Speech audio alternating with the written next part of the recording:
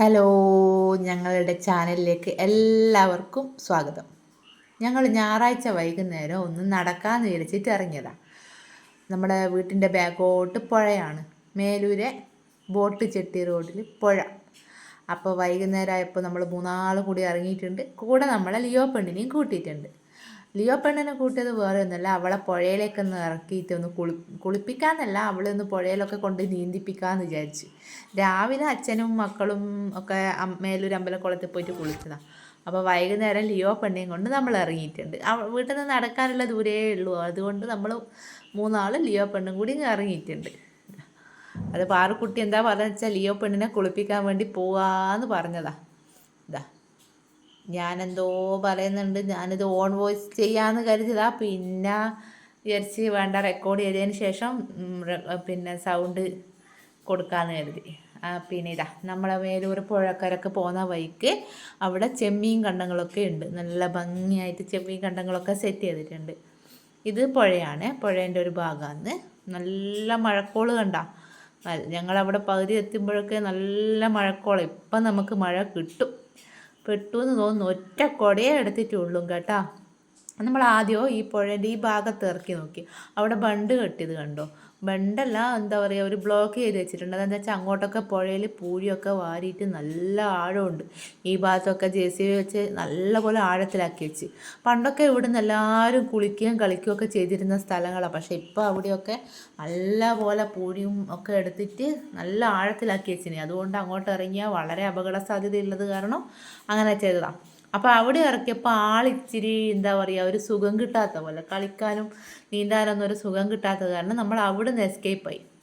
അവിടെ നിന്ന് റിട്ടേൺ എടുത്തിട്ട് കുറച്ചുകൂടി മുമ്പോട്ട് പോയിട്ട് നോക്കുമ്പോൾ അവിടെ കുറച്ച് വെള്ളത്തിൽ എന്താ പറയുക, കര കാണുന്നുണ്ട്, വെള്ളമുണ്ട്. അങ്ങനെ ഒരു സ്ഥലത്തേക്ക് നമ്മൾ മുമ്പോട്ട് നടന്ന് പോവുക.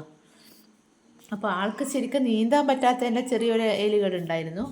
അതൊരു ചളിവെള്ളവും കൂടി തോന്നി. കുറച്ച് അങ്ങോട്ട് പോയിട്ട് നല്ല വെള്ളം ഉണ്ടെന്ന് പറഞ്ഞുകൊണ്ട് ഇതാ നമ്മളിങ്ങനെ കുറച്ച് മുമ്പോട്ട് വന്നപ്പോൾ ഇത് കണ്ടോ, അവൾക്ക് നടക്കാനും കുറച്ച് മുമ്പോട്ട് പോയി അവൾക്ക് നല്ല സുഖമായിട്ട് നീന്താനും പറ്റിയ ഒരു ഏരിയ ഉണ്ട്.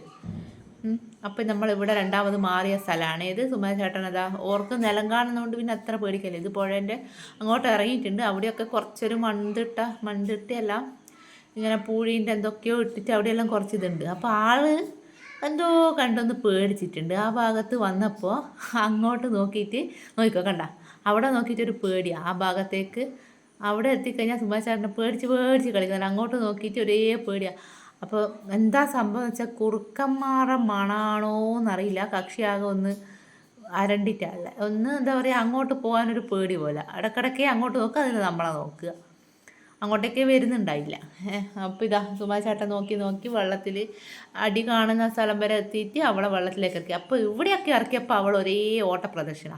എന്താ സംഭവം? കക്ഷിക്ക് കാലെത്തുന്നില്ല, നീന്താൻ പറ്റുന്നില്ല, എല്ലാം വെള്ളത്തിൽ ഇതാകുന്നില്ലല്ലോ. അപ്പോൾ കുറച്ചുകൂടി മുമ്പോട്ട് പോയിട്ട് അവളെ പുഴയിലെ കുറച്ചുകൂടി അങ്ങോട്ട് ഇറക്കി കൊടുത്തപ്പോൾ ആൾ നല്ല സുഖമായിട്ട് നീന്തി തുടിക്കുന്നുണ്ട്.